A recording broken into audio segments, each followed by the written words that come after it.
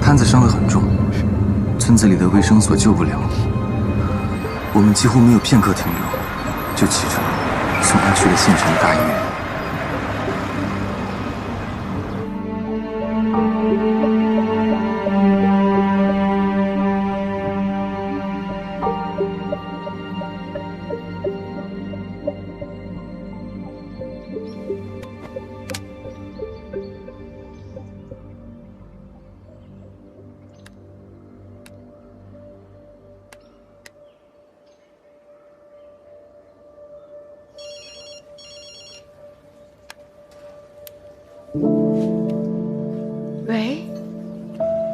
喂，是大奎妈妈吗？啊，我是大奎老板吴三省。吴老板，我经常听小葵说起你，不知道小葵在你那工作怎么样？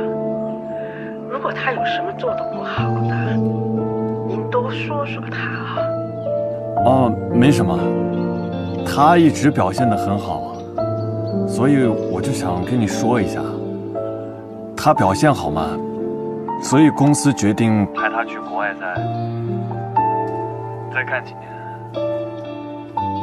国外的收入高，就应该短时间回不来了，就这样。回不来没关系啊，他有自己的工作，不用担心我。哦，那就好了，就谢谢。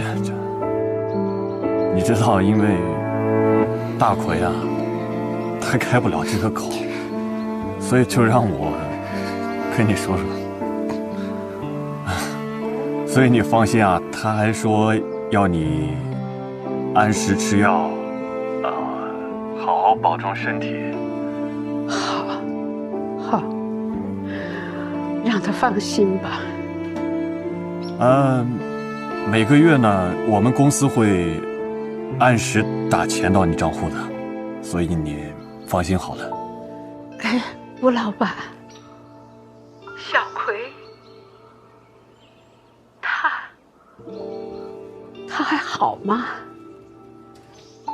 哦，他很好啊，你放心。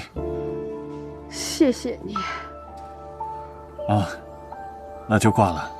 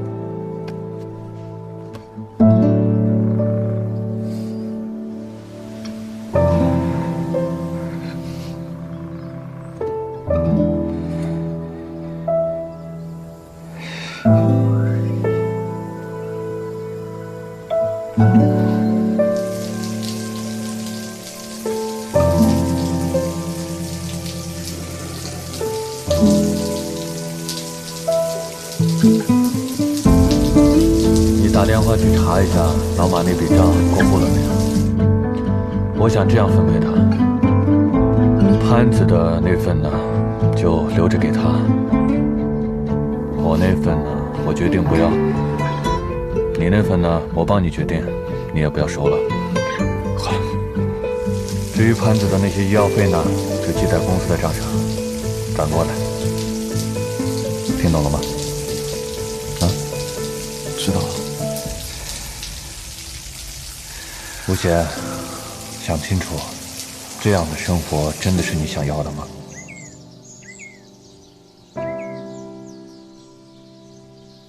我按三叔说的，把信寄给了老马的妻子。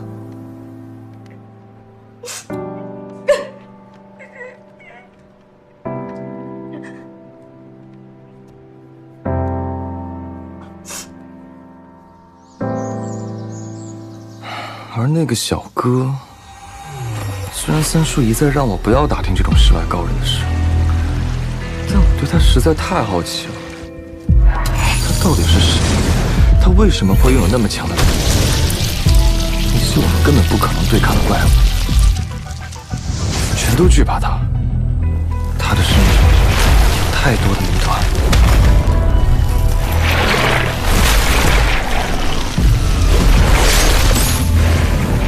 而且我总觉得，这次是因为有他，我才可以活下来。但是他呢？他真的没事吗？他是为了救我们才留下来的。他真的能从那里面出来吗？他真的还活着吗？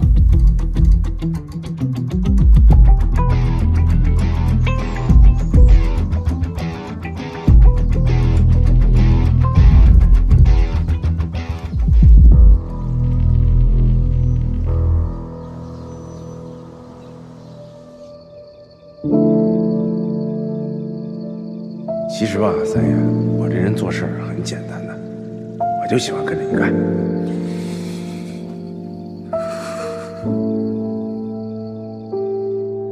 棒子棒子鸡，我去！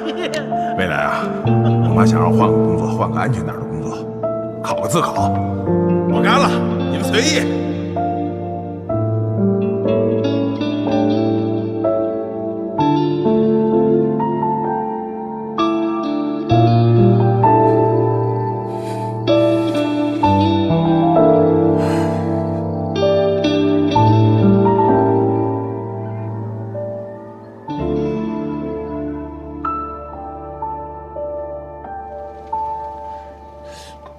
不会吧？这……哦，好好好，那我明白了。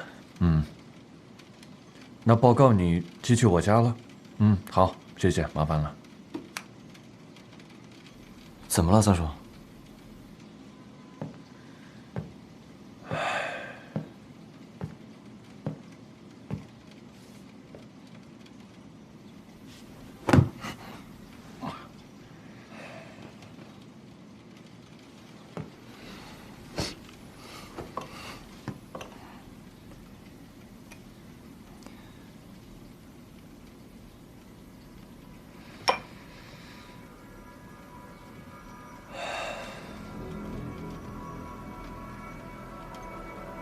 卷文是假的。假的？怎么可能？刚才鉴定所，他们说卷文的黄金纯度太高了，在古代没办法做出这个含量的，于是他们鉴定为赝品了。那个紫玉匣子应该也是假的，被人提前替换了。三叔，你是想到了什么吗？大意了，我早就应该想到。我觉得问题的关键在那小哥，他明明可以干掉那血尸，为什么一直在跑，一直在跑啊？直到最后才把血尸干掉。原来他是要甩开我们，自己一个人去做点事情。那小哥不简单啊！难道他是在和我们走散的那段时间里，把假的紫玉匣子放进了鲁山王的法船？但这怎么可能呢？那树洞是被铁链扯开的，只要被人打开过，我们一定能看出痕迹。你有没有看过那法船的下面？他为什么不可以在树的背后挖个洞，一直挖到法船的底部，这样就能调包？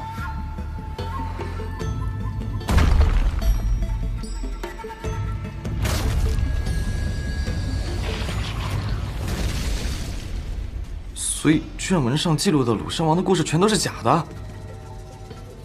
就你那水平，竟然能看懂那份卷文，看来这卷文里的内容也是下了极大功夫的。看样子这鲁王窑的秘密只有他知道了。不是，我还是不明白。他如果要卷文，那他可以不救我们，等我们死了，他直接下去拿不就好了？那为什么还要大费周章的去选择骗我呢？救你和骗你是两件事啊。有时候对你好的人呢，也未必不会骗你的。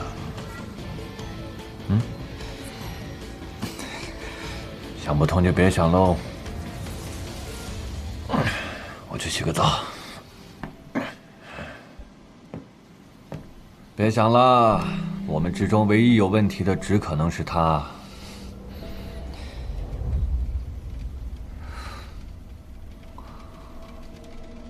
吴贤，你看一下背包有没有香皂，这些小旅馆啥都没有的。哦。三叔，什么有吗？拿过来吧。三叔，快！什么事啊？哎，你看看，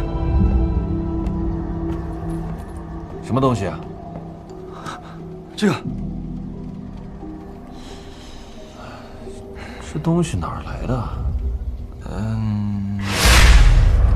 当时鲁王瑶的青眼狐师手里抱的，应该是那个胖子塞我包里的。他说是赝品。这什么东西啊，三叔？这确实用硝酸铜泡过。哦，这种迷宫盒子是外国人用来放重要的东西的。你别看外表那么大，其实里面能装东西的空间很小。它用的是密码锁的装置，所以需要很多空间放那个密码锁的组件。你明白吗？不对啊，我有钥匙啊，从那个女士嘴里取出来的，刚好能插进这个钥匙孔。然后你试试打开它。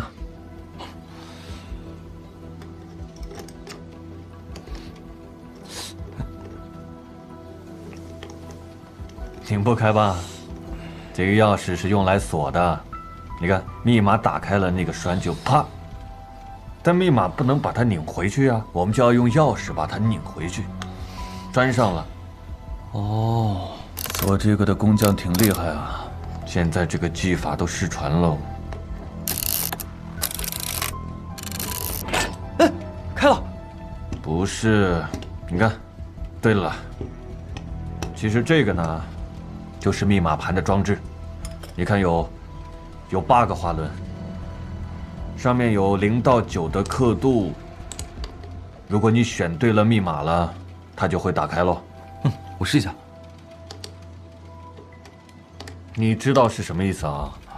每个滑轮都是0到9，有8个滑轮是10的8次方，它代表是1亿个组合。你试试吧，明年后年还未必打得开啊。晚点我找个做工艺品的朋友看一下，他应该知道这个盒子是谁做的。你慢慢玩吧，希望我朋友来之前你能打开它呀。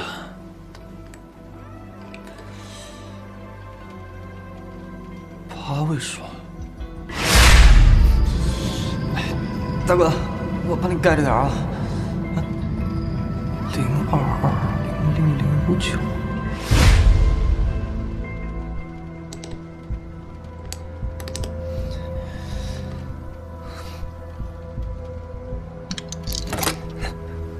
开了。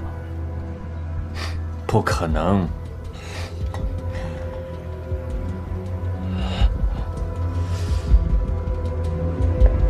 怎么打开的？密码？你怎么会有密码呀02200059。不是，你怎么会有密码啊？也是在鲁王窑，一个外国人的尸体上，他的皮带上有串数字。等一下，你说在鲁王窑那个老外的尸体的皮带上，那个数字就是这个密码？难道这个盒子和那帮外国人有关系？哎，这还有条鱼，还挺精致的。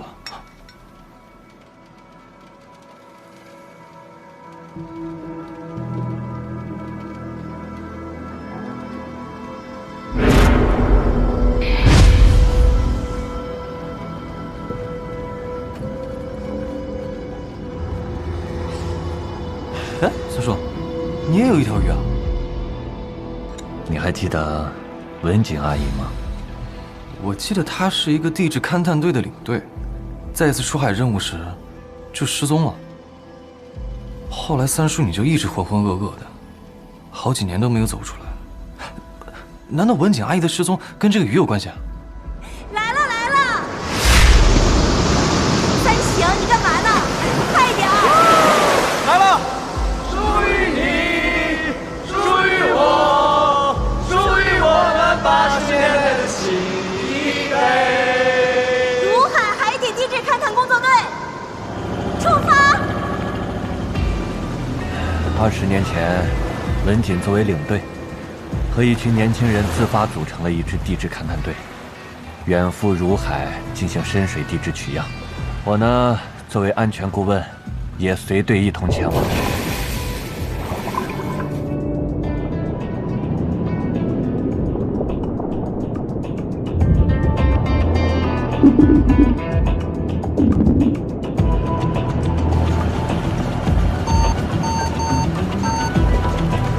你看，往这个方向。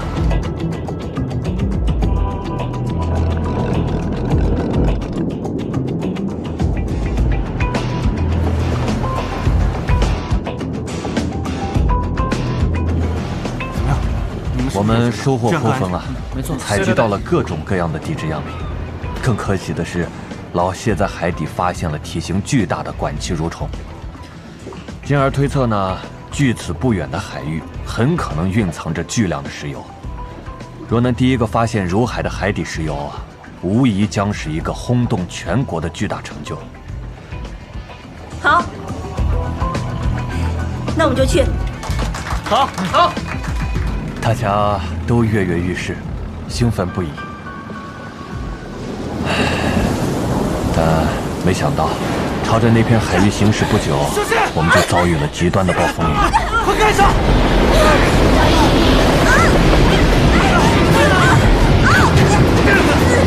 怎么样？救我们！不行了，渗水太严重了！想办法修！好。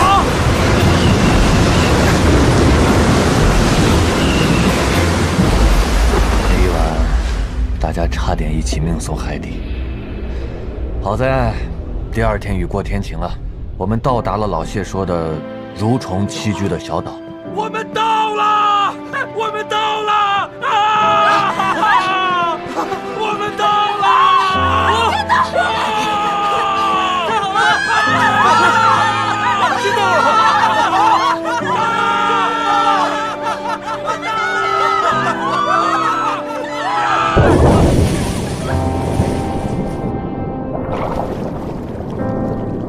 我们千辛万苦抵达了这里，却什么也没有发现，甚至连蠕虫的影子也没有看到。但是在海底，我们发现了很多古时候的瓷器啊，只是已经全都碎了，没有更多的价值。那之后的半个月呢，我们一无所获，所有人都丧失了斗志。团队中有人怀疑老谢利用自己的专业知识，把我们带到这座孤岛就是个骗局。其实他另有目的。他不说自己要来的，怎么会来这儿？别吵了！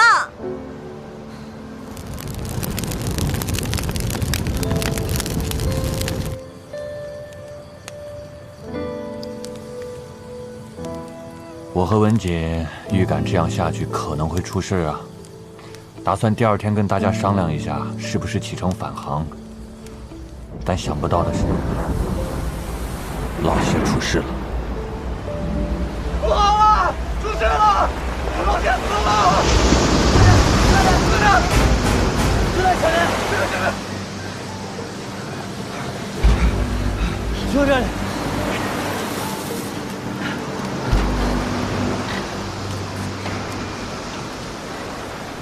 手电筒。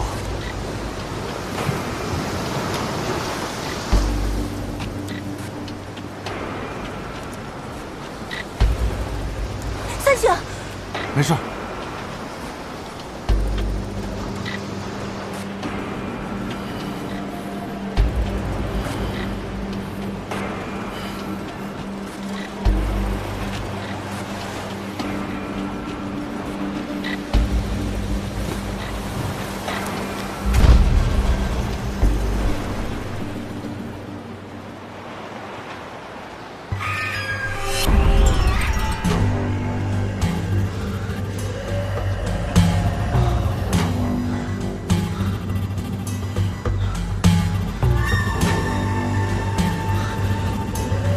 谢，老谢，老谢，没事，老谢，谢莲花，老谢，老谢。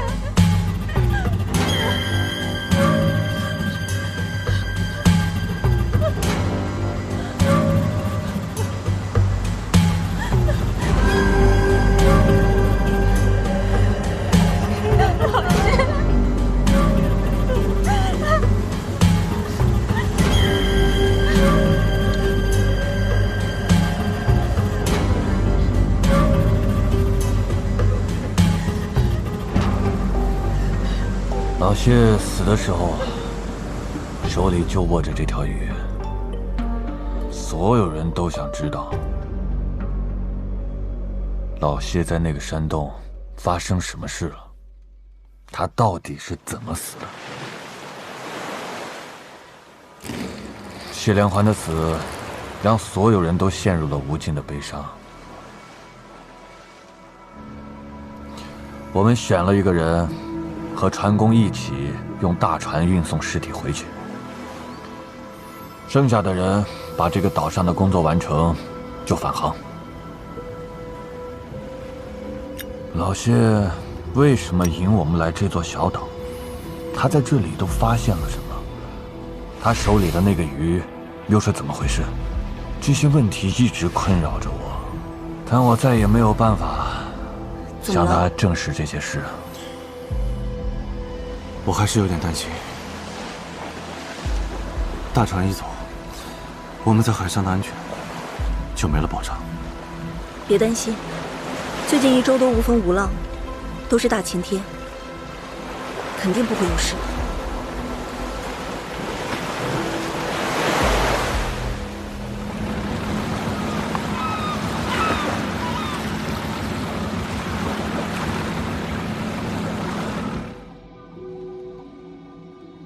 1周过去，船始终没有回来，但我们却遇到了未曾想过的危机。陆凌，你快把这些仪器都装到箱子里去！快，把那条走！凌，快把仪器装起来！小红帽要来了！等一下，你给我说清楚，最坏的结果将会是什么？风暴会引来巨浪，到时候咱们要么撞到礁石上被拍死，要么就卷到深海里。而且海水陆续会升到5、6米，这里全部会被淹掉的。我们能不能用呼吸器走到水里去？没有用的，这晚礁最深就只有7米多深。如果说一个大浪打来，我们全部都会没有命的。那怎么办啊？怎么办啊？你说话呀！你说话呀！怎么办呀？我们能快到洞里去！什么洞？发现尸体的那个洞。我们所有人把氧气瓶都带上，只要不被大风暴卷走，所有人都会活着。走啊！所有人，快到洞里去！啊！快！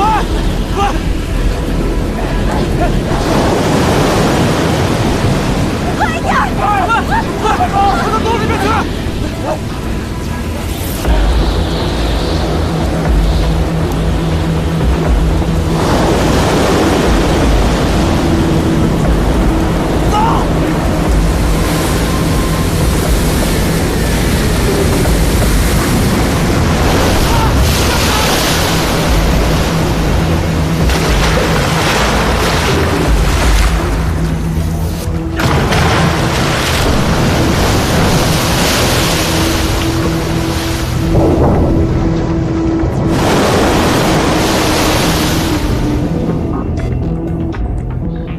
我们原本只是想下海躲避风暴，没想到那个山洞里的水潭竟然通往海底。文景决定潜下去看看，结果在海底发现了一艘巨大的沉船。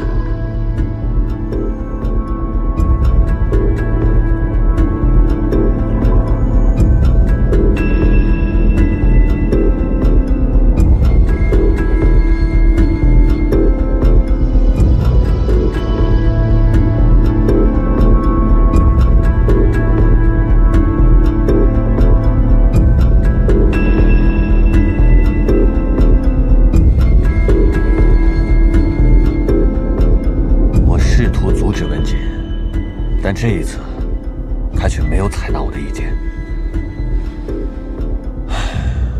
在文景的坚持下，我们决定进去。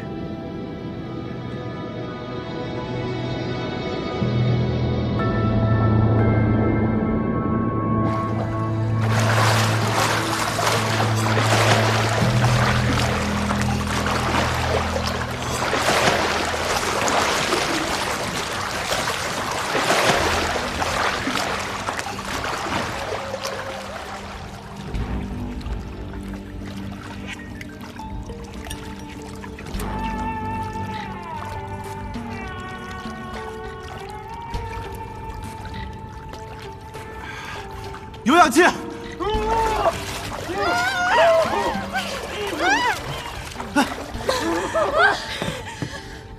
来，同志们，来，让我们感谢一下陈文景同志，鼓掌！收。这艘沉船看陈设和制式得有600多年了吧？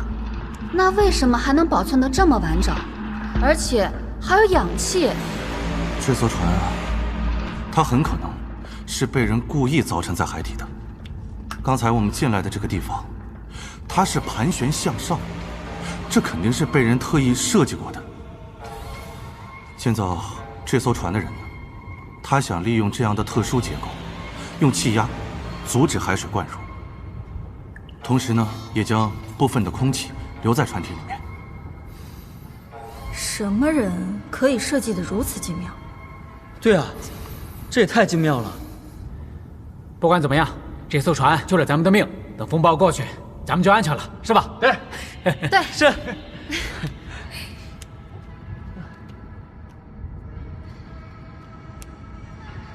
我发现这艘船很古怪，它的内部竟然那么完整，而且这里的壁画上还画满了关于晋婆的传说。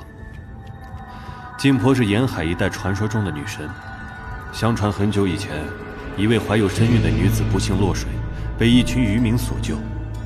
女子感念救命之恩，留下一个香囊作为答谢，便悄然离去。那香囊香气延绵不绝，10余年不曾散去。而且自此之后，那座渔村连年平安，风调雨顺，渔船出海也再未遭遇过风浪。直到有一天，有人好奇打开了那个香囊，才发现其中藏着几块温润如玉的骨头。传说那就是晋婆的骨头，天生带香，能驱邪避鬼，保人平安。护灵。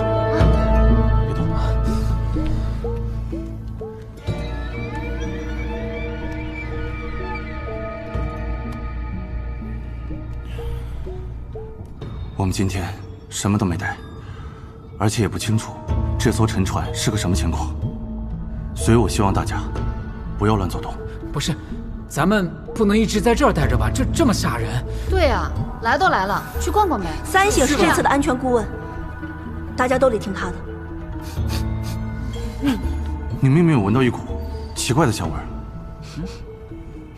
好像还真有种香味儿。师弟，这里的香味儿，就是晋婆的味道吗？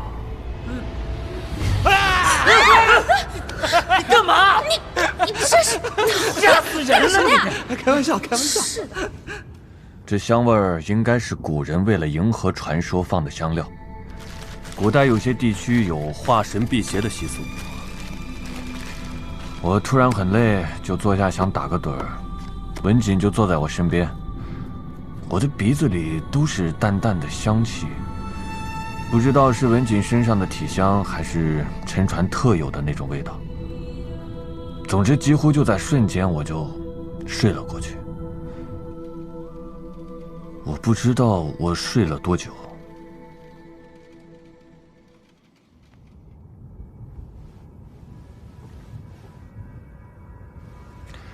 等我醒来的时候，我发现那里只剩下了我一个人。文琪，我以为他们在我睡着的时候跑到其他地方去了，心里很火。我明明告诉过文景不能乱走。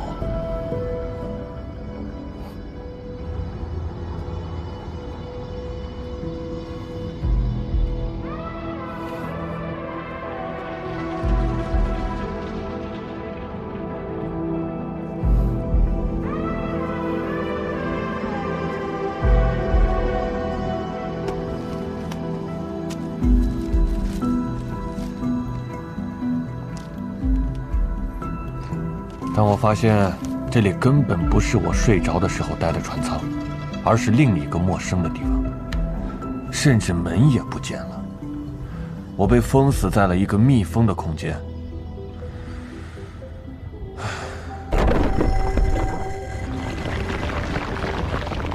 更可怕的是，在我转身的瞬间，房间里竟然又多出来了一个东西，而且好像有东西在里面，马上就要出来。那时候我手里没有任何工具，如果里面真的有海鬼之类的东西，我根本不可能应对。我警告自己，不要被恐惧蒙蔽了心智，所以我决定先逃出来，再想办法救人。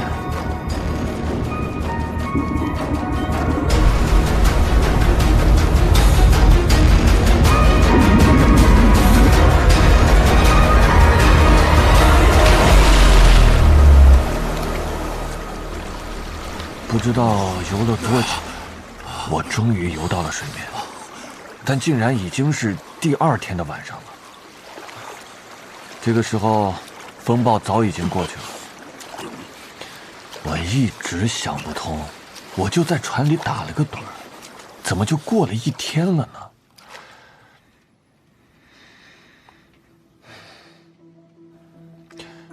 被救以后，我在医院昏迷了整整1个星期。当我想回去找他们的时候，却怎么都找不到那座岛。所有人，连同那座岛，都消失不见了。我到现在还想不明白，我睡着的这段时间里，那里到底发生了什么。后来都去了海事处和管理局都问了，他们的回复都是，这批小青年和文姬都找不着了，失踪。只是快20年了，我一直搞不懂，为什么那么多人平白无故就不见了。那次行动的合影，我一直带在身上。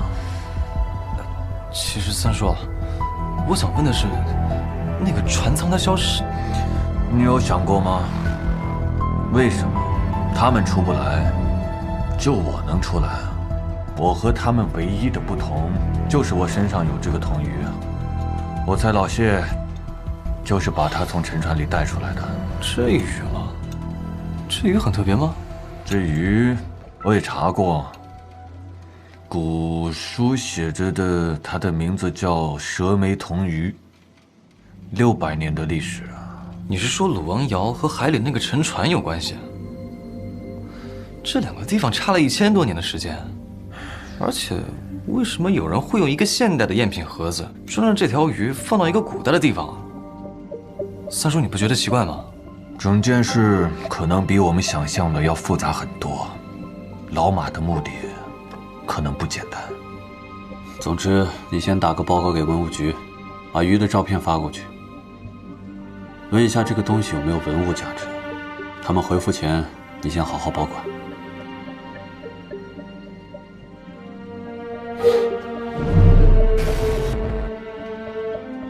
三叔，这个人好像小哥啊！啊？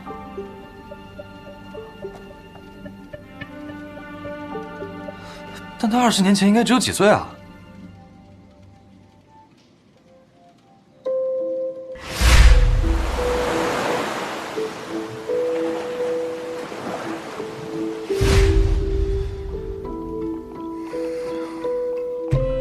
为什么他20年来一点都没老？会不会这人是他爸爸？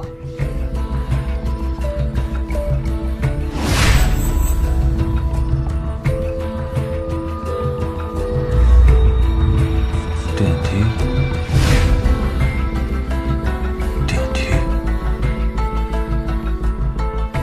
那电梯有问题啊！电梯？我知道当年发生什么事了。是的。我要马上再去一次如海，你别跟着来，你照顾潘子吧。哎，不是，三叔。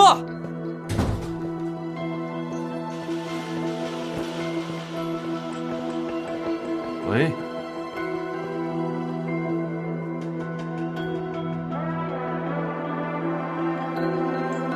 They failed. No, he has already found it. What's next? Just wait. He will contact us.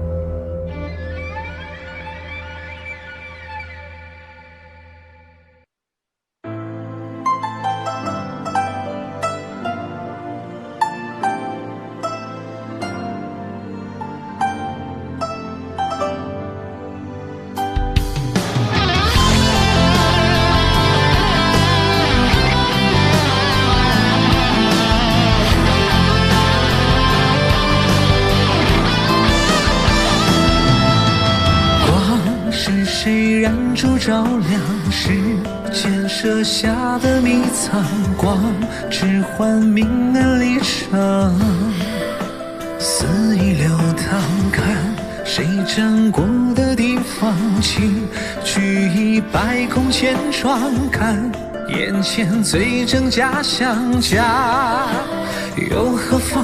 怀揣着炽烈万顷走向最宽容心肠，烈过碎过都空洞的回响，到最后仅仅心与夕阳仍留在身上，来不及将故事做跌宕，有最崎岖的峰峦成全过你我张狂，岸上情回云野上尽飞过，有最不傲的雪山静听过你我颂唱，世人惊险的桥段不过寻常。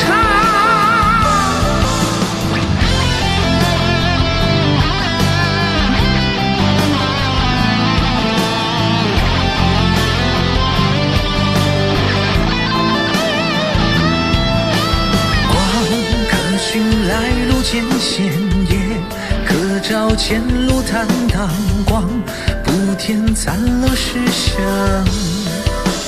无需度量，看你计算的无常和你来时的彷徨，看终有勇气独当，人是荒唐，怀揣着炽烈万顷走向最宽容心肠。